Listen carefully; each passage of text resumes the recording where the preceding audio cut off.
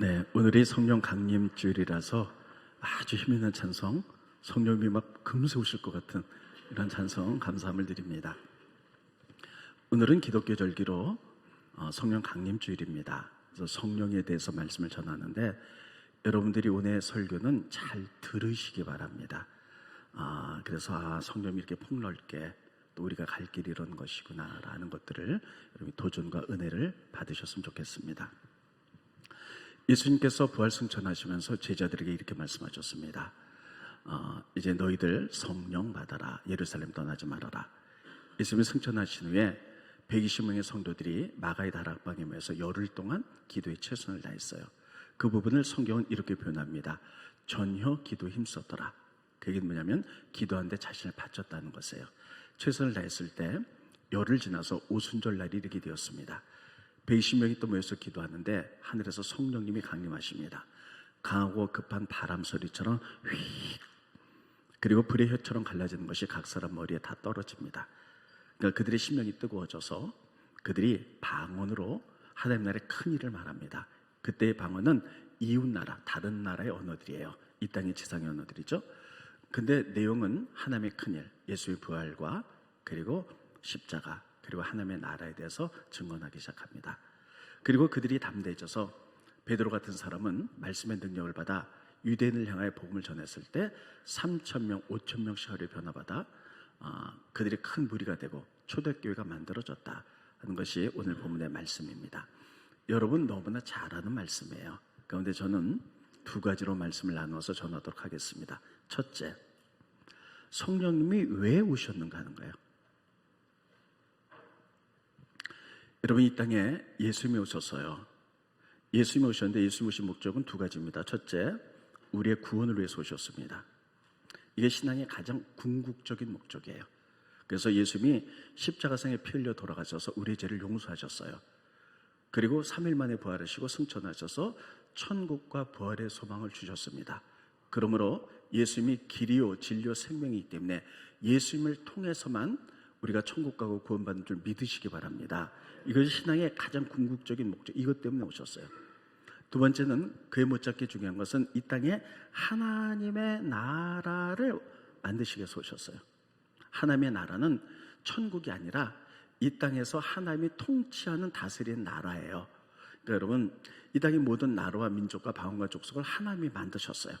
그래서 이 땅의 모든 나라, 민족, 방언, 족속들이 하나님이 통치하는 나라, 그래서 물이 바다 덮음같이 하나님의 영광과 하나님의 지식으로 가득한 나라를 완성하기 위해서 이 땅에 오셨습니다.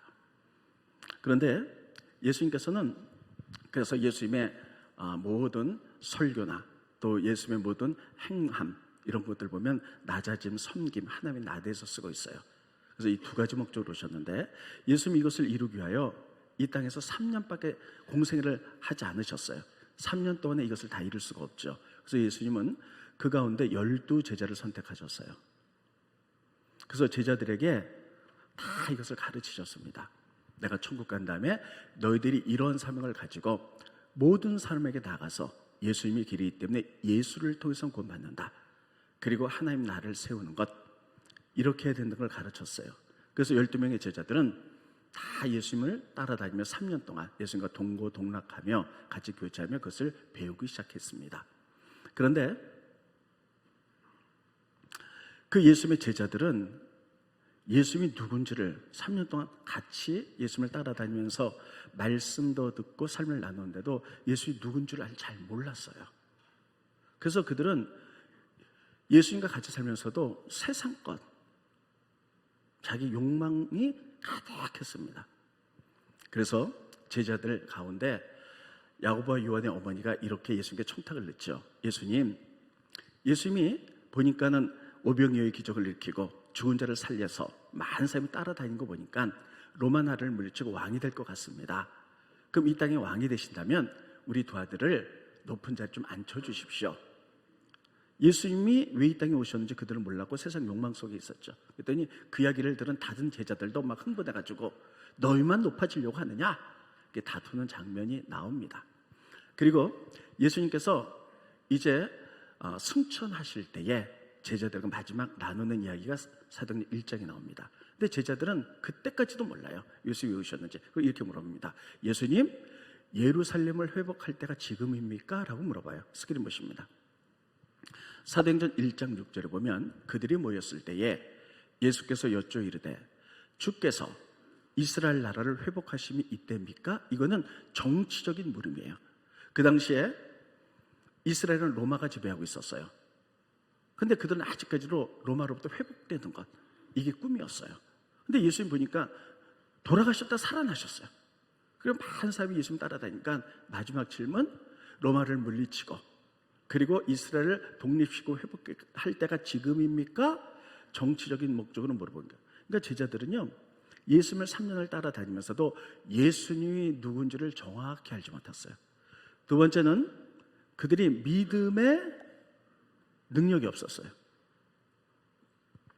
그러니까 여러분, 이 능력이라는 것은 뭐냐면 하나님 말씀대로 담대하게 믿음으로 거룩하게 살아간 능력들이 아직 부족했습니다. 마음은 그렇지 않았어요. 그래서 예수님 따라다니면서 이렇게 합니다. 예수님을 위해서 우리가 죽기까지 하겠습니다. 이게 그들의 진심이었어요. 그러나 예수님이 잡히던 날 예수님 안다 그러면 그들도 불이익을 당하고 같이 어려움을 당할까 봐 다 도망갑니다. 마음은 그렇지 않지만 그렇게 살아갈 만한 능력이 그들에게 아직 없었던 거예요. 심지어는 예수님의 수제자 베드로는 예수님을 위해 내 죽기까지 하겠습니다 이렇게 고백했는데 예수님이 시몬 받으실 때에 멀리서 떨어져 볼 때 계집종 하나가 나타나서 당신도 예수님 따라다니는 사람 제자가 아니냐 그랬을 때 막 부인하는 거예요. 아니, 예수 한다 그러면 자기도 불이익을 당하고 죽음 당할까 봐 나 모른다 3번을 부인하는데 예수님과 눈이 탁 맞췄는데 예수님을 저주하면서 모른다는 거예요. 돌아서면 울잖아요. 마음은 그게 아니에요. 근데 그게 삶으로 그렇게 살아낼 능력이 아직 없었던 거예요. 예수님이 이 땅에 3년의 삶을 마치고 제자들에게 이것을 맡게 되는데 아직까지 너무 연약해요. 그래서 예수님께서 뭐라고 했냐면 내가 너에게 성령을 보내겠다. 성령 받아라. 그러면 문제가 해결되긴다는 것이에요. 그래서 그들은 열심히 기도하고 성령이 임하게 되었을 때 성령이 임하게 되니까 그들이 예수님이 누군지 이제 알게 되는 거예요. 그때의 가르침, 예수님의 행동, 예수의 말씀, 낮은 데서 섬기신 모든 것들이 다 기억나고 그리고 예수님이 누군지를 알게 되는 거예요. 여러분, 성령님은 우리로 하여금 예수님이 누군지를 알게 하신 영인 줄 믿으시기 바랍니다. 우리가 성경의 지식은 많이 알 수 있어요. 근데 그것이 믿음이랑 연결하게 하는 분이 성령님이세요. 그래서 여러분, 믿지 않는 사람들도 성경은 읽습니다. 근데 믿지는 않아요. 그것을 믿게 만드시는 분. 그래서 성령님이 아니면 하나님을 아버지라고 고백할 수 없는 것이에요. 이게 바로 성령이 주신 믿음입니다. 그래서 제자들이 성령이 임하니까 그것을 깨닫게 되는 거예요. 예수님이 이 땅에 오신 목적들, 하나님 나라를 어떻게 세워가는가 하는 것들을 깨닫기 시작합니다. 두 번째는 성령이 오니까요, 믿음의 담대한 능력들이 생기기 시작했어요. 그래서 믿음으로 살 수 있는 능력을 성경에 주신 거예요. 예전에는 예수님 안다 그러면 불이익을 당할까 봐 그들이 숨어서 모른다 그랬어요. 근데 성령이 임하게 되니까요, 그런 능력들이 임해요. 그래서 자기를 향해서 돌을 던지려는 이스라엘 민족에게 예수님 부활하셨습니다. 예수님 여러분 구세주입니다. 말씀을 증거하죠. 그래서 하루 그 말씀에 찔림받은 사람들이 3,000명, 5,000명씩 변화받아서 그들이 공동체를 이루고 그리고 그들이 초대교회를 이룬 것을 알 수가 있습니다. 여러분, 이 목적 때문에 성령님이 오셨고 성령님은 그때부터 지금까지 또 주님 재림하실 때까지 우리에게 계속 우리에게 성령을 부어주실 거예요. 그 성령으로 말미암아 우리는 그리스도가 예수님이 그리스도라는 사실을 믿게 될 것이며 우리를 왜 선택했는지 우리는 하나님 나라에서 어떤 일을 해야 될지를 성령을 통해서 깨닫게 될 것이며 그렇게 살아갈 수 있는 거룩한 능력을 성령을 통해서 우리가 받게 될 줄로 믿습니다. 이것 때문에 오신 거예요. 여러분, 우리가 성령의 능력하면 우리는 이렇게만 생각합니다. 막 찬양하고 뜨거워지고 방언하고 예언하고 뭐 이런 능력, 물론 그런 능력도 중요해요. 근데 성령께서 우리에게 주신 능력은 뭐냐면 말씀대로 거룩하게 살아갈 수 있는 능력을 주신 줄 믿으시기 바랍니다. 세상을 이길 수 있는 능력, 힘들고 어려도 담대하게 믿음으로 뚫고 나갈 수 있는 능력, 이런 능력을 주시는 거예요. 이런 능력을 주셔서 우리로 하여금 하나님 나라를 세워가게 만드시는 거예요. 그래서 그런 제자들이 아직까지 예수를 모르고 부족했기 때문에 성령이 오셔서 이런 것들을 채우시고 이런 것들을 보완하시고, 그래서 그들을 통하여 하나님 나라가 또 확산되며 그것이 지금까지 내려 우리를 통하여 하나님 나라가 확산된 줄 믿으시기를 예수님의 이름으로 축원드리겠습니다. 그래서 성령님이 오신 거예요. 두 번째는 성령의 능력입니다. 성령의 운동입니다. 우리가 성령 운동한다 이런 얘기를 많이 들어보셨을 거예요. 특별히 오순절 개통, 순복음 개통에서 성령 운동한다 이렇게 들어보셨을 거예요. 그럼 성령 운동은 사람들이 어떻게 인식을 하느냐? 막 뜨겁게 기도해요. 성령이 오셔서 은혜를 받아요. 그래가지고 전도해서 교회가 부흥되고, 그리고 선교사 파송하고, 뭐 이런 것들을 성령 운동이라고 합니다. 물론 맞습니다. 그러나 이것이 성령 운동의 전체는 아니라는 것이에요. 그 가운데 한 부분일 뿐이에요. 그럼 성령 운동은 도대체 뭔가, 본질은 뭔가 하는 것이에요. 운동이라는 것은 뭐냐면 어떤 목적을 이루기 위해서 끊임없이 하는 활동입니다. 다시 한번 말씀드릴게요. 운동은 어떤 목적을 이루기 위해서 끊임없이 행하는 활동을 운동이라는 거예요. 예를 들면 제가 좀 몸이 건강해지고 싶다. 그래서 막 이렇게 알통도 나고 이러고 싶다. 그러면 그 목적 때문에 끊임없이 운동을 하잖아요. 그래서 끊임없이 운동해갖고 건강해지고 몸도 이렇게 막 이렇게 멋있어지고, 이런 걸 운동이라 그럽니다. 그러면 성령님의 궁극적인 목적은 뭐냐? 이 땅에 하나님 나라를 세우라는 그 목적 때문에 끊임없이 성령께서 우리에게 운동하세요. 끊임없이 기름 부어주시고 끊임없이 성령의 바람이 우리 가운데 부는 줄 믿으시기를 예수님의 이름으로 축원드리겠습니다. 그래서 구약부터 신약까지의 성경이 주는 하나님의 나라예요. 하나님의 나라는 뭐냐면 이 땅의 모든 나라와 민족을 하나님이 만드신 줄 믿습니다. 그리고 이 땅에 우리가 살아가면서 모든 영역들, 정치적인 영역, 경제적인 영역, 문화적인 영역, 예술적인 영역, 교육적인 영역, 모든 영역도 하나님이 통치하기를, 왕이 되셔서 다스리기를 원하는 줄 믿으시기 바랍니다. 이게 하나님의 나라예요.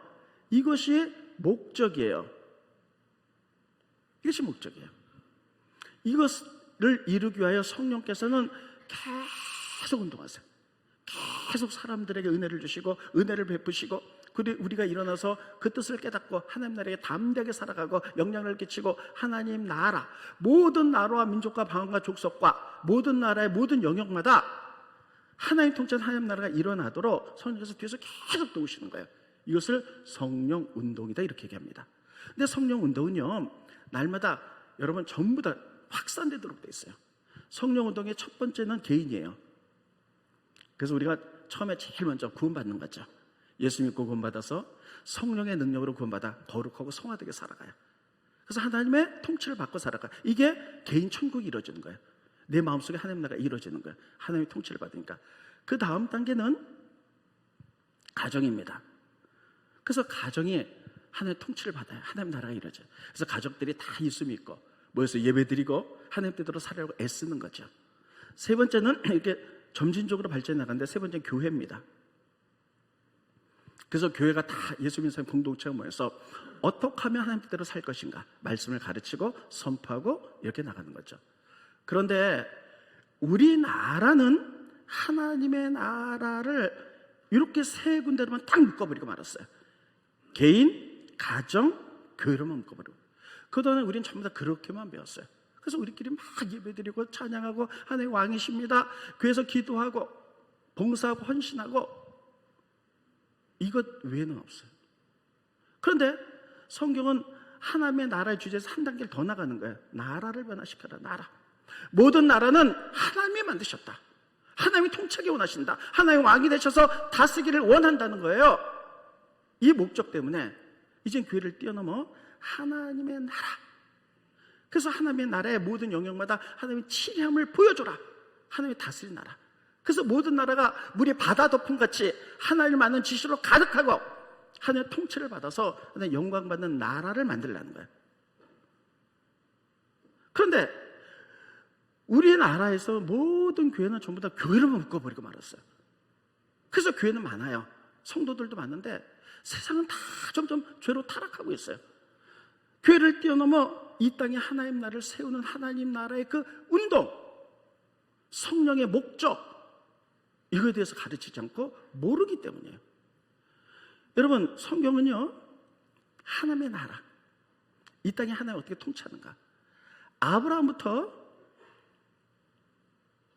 다윗, 예수님에 이어서 계속 하나님 말씀하고 계세요. 아브라함을 하나님 부르시고 이렇게 말합니다. 너는 나라를 이룰 것이다. 근데 그 나라를 하나님의 통치는 공의와 정의의 나라로 만들으라는 거예요. 하나님의 나라는 어떻게 다스려지냐? 공의, 따라했습니다. 공의, 정의, 사랑. 제가 늘 말씀드리죠. 세 가지로 칠이 되는 거예요.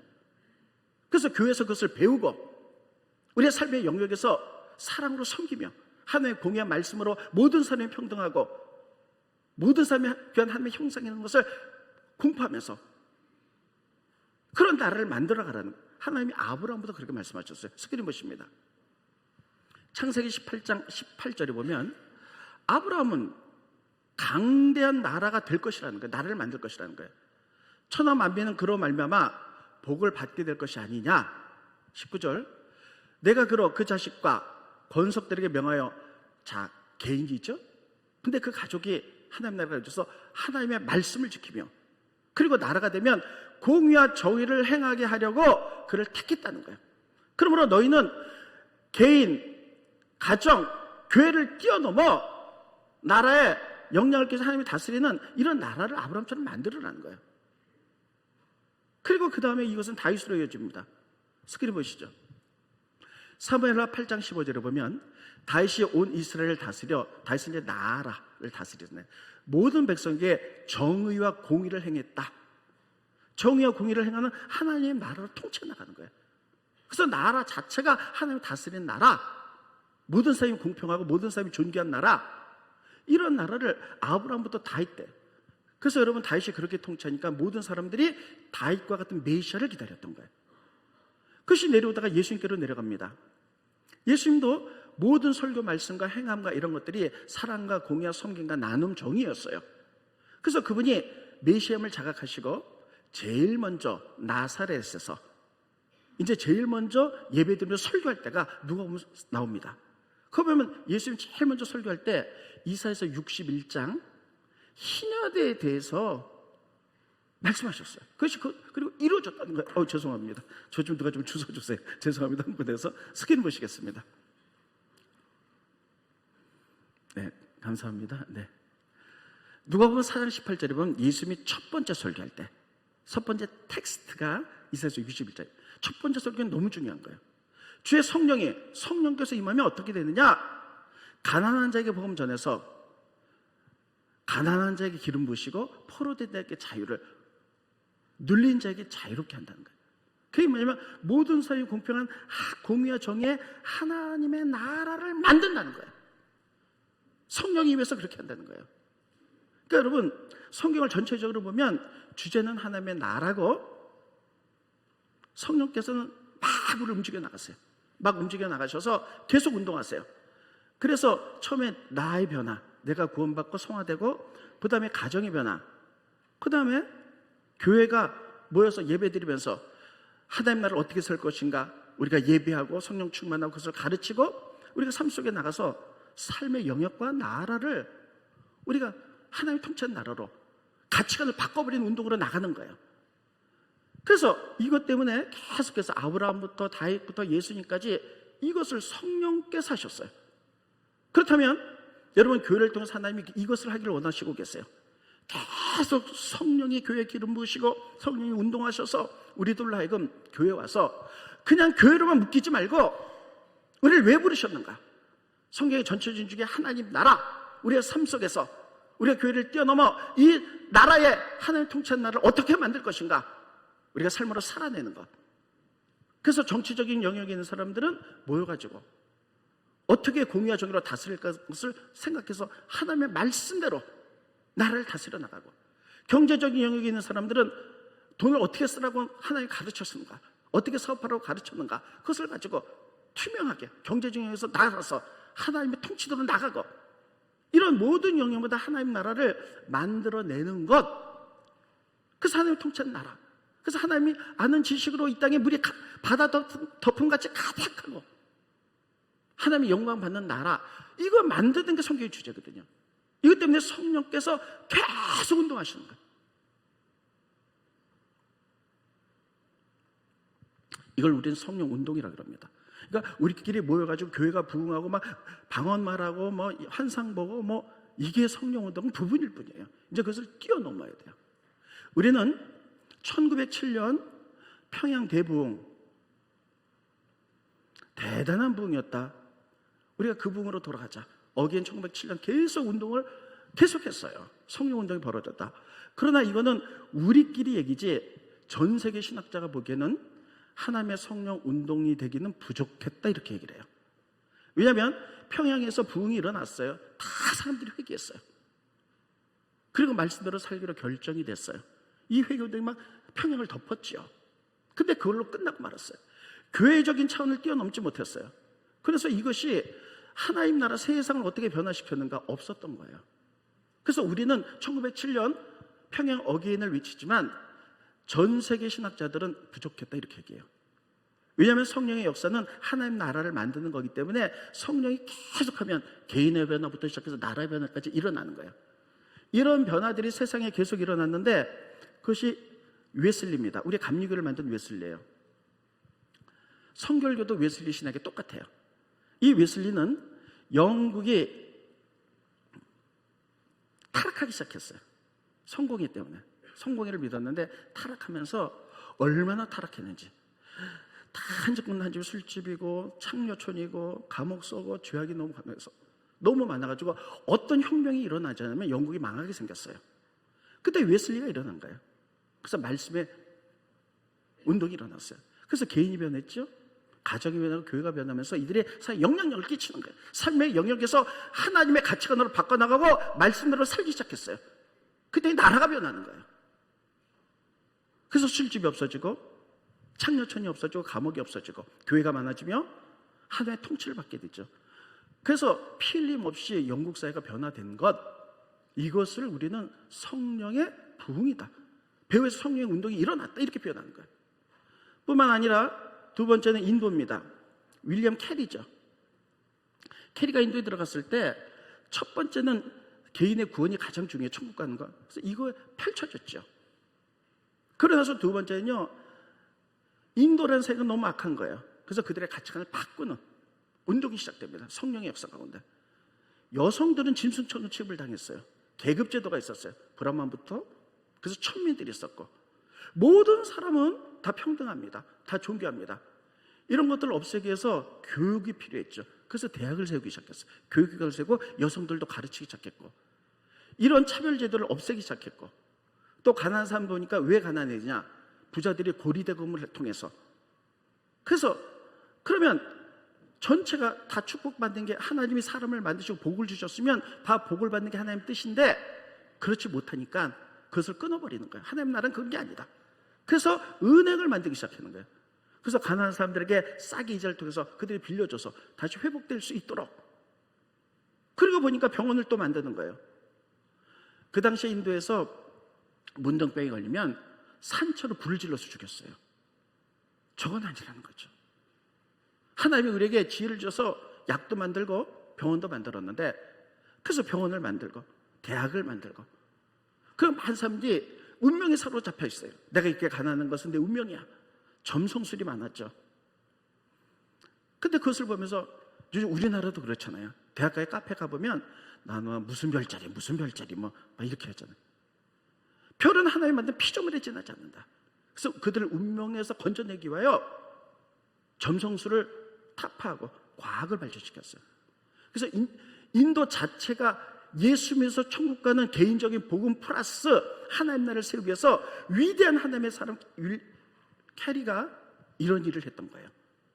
그래서 그 나라가 조금씩 변화되는 것, 하나님의 통치대로 이루어지는 것을 우리는 하나님의 나라라고 이렇게 얘기하는 거예요. 그런데 우리나라를 보면 개인, 교회, 가정 딱 여기 묶어버렸어요. 교회가. 교회를 뛰어넘어 이 땅에 하나님 나라에 대해서 별로 말하지 않아요. 저는 굉장히 많은 곳에 강의를 해서 하나님 나라를 외치면요, 다들 오래된 교회도 하나님 나라 뭐야 처음 들어봐? 이렇게 얘기를 했어요. 성경의 전체적인 주제인데 이런 것들을 가르치지 않고 그냥 나 예수 믿고 구원받고 복받는 것. 그래서 교회는 많아지만 세상은 타락해 나가는데 아무 영향력도 교회가 미치질 못하는 거예요. 우리가 이런 것들을 보면서 그럼 우리가 성령의 운동은 어디서부터 시작했을까? 놀랍게도 창세기 1장 2절부터 시작돼요. 창세기 1장 2절 보겠습니다. 창세기 1장 2절에 보면 그 땅이 혼돈하고 공허함에 흑암이 깊음 위에 있고 하나님의 영은 수면에 운행하더라. 성령께서 수면에 운행했다. 이게 운동이거든요. 이 얘기는 뭐냐면 자, 저 보세요. 태초에 모든 것이 무질서했어요. 흙, 물 이런 게 막 다 무질서에 섞여 있었어요. 성령께서 거기를 운동하시는 거예요. 운동했는데 어떤 운동을 하셨느냐? 물과 흙 막 이렇게 막 있던 것을 성령의 바람을 통해서 물은 물대로 다 밀려가 계속 운동하시는데 바람으로 물은 물대로 가고 땅이 드러나게 하셨어요.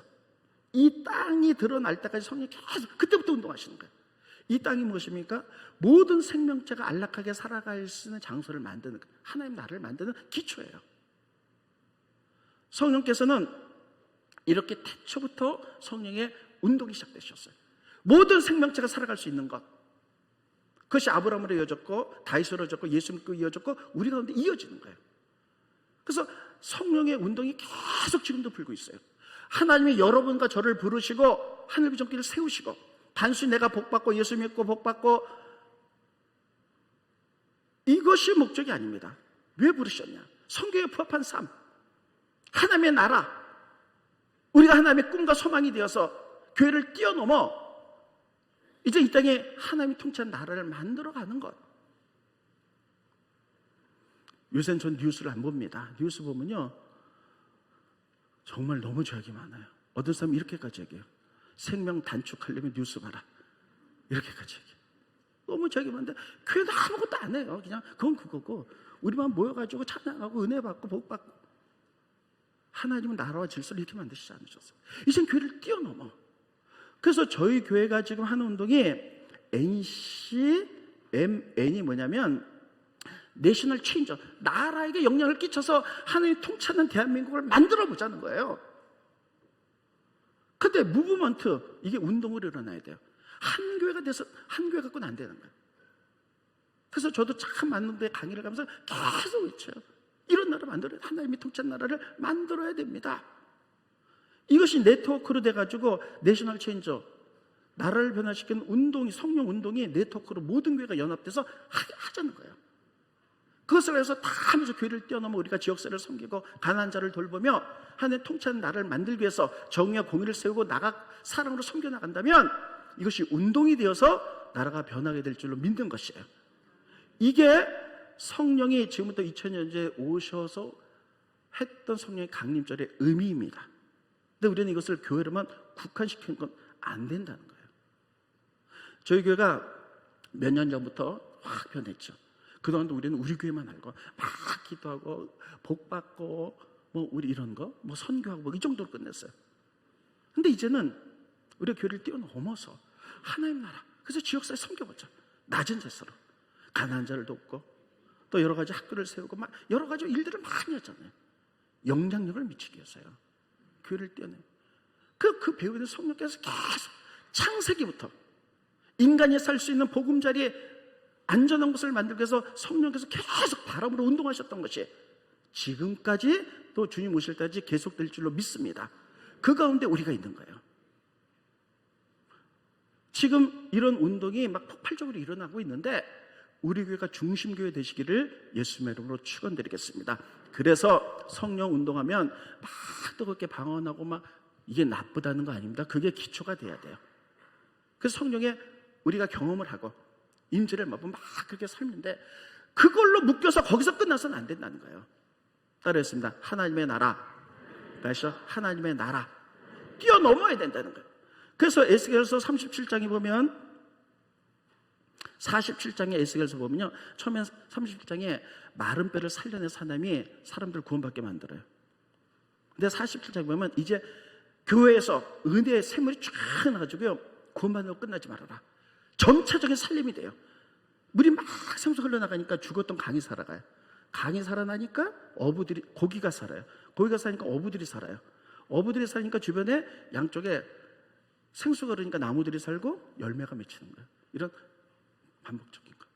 그래서 계속 살려내는 역사. 이것이 하나님 나라. 에스겔서에 그런 것들을 말해주고 있어요. 그래서 여러분, 우리가 이제는 교회를 뛰어넘으시길 예수님으로 축원드리겠습니다. 그리고 우리가 예배를 통해서 우리가 교회에서 이런 걸 가르치고 배웠다면, 정의의 삶, 공의의 삶, 사랑의 삶, 섬기는 삶, 능력의 삶, 말씀대로 살아가는 그 삶을 성령을 통해서 우리가 배우고 얻고 우리의 삶의 현장에 들어가서 말씀의 가치관대로 살아서 기존의 견관지를 물리치고, 그래서 하나님의 통치하는 하나의 나라를 만들으라고 성령께서 지금도 운동하고 계신 줄로 믿습니다. 이것이 우리가 지향해야 될, 앞으로 나가야 될 일들입니다. 우리 교회는 앞으로 그렇게 나가겠습니다. 기본적으로 그래서 교회가 뜨거워야 돼요. 아주 뜨겁게 기도하고 성령이 충만해야 돼요. 그래야만 이제 성령의 공급한 힘을 가지고 세상에 나가서 세상을 변화시킬 능력이 그 가운데 있게 될 줄로 믿습니다. 그렇게 삶으로 살아낼 능력이 우리 것이 되시기를 예수님의 이름으로 축원드리겠습니다.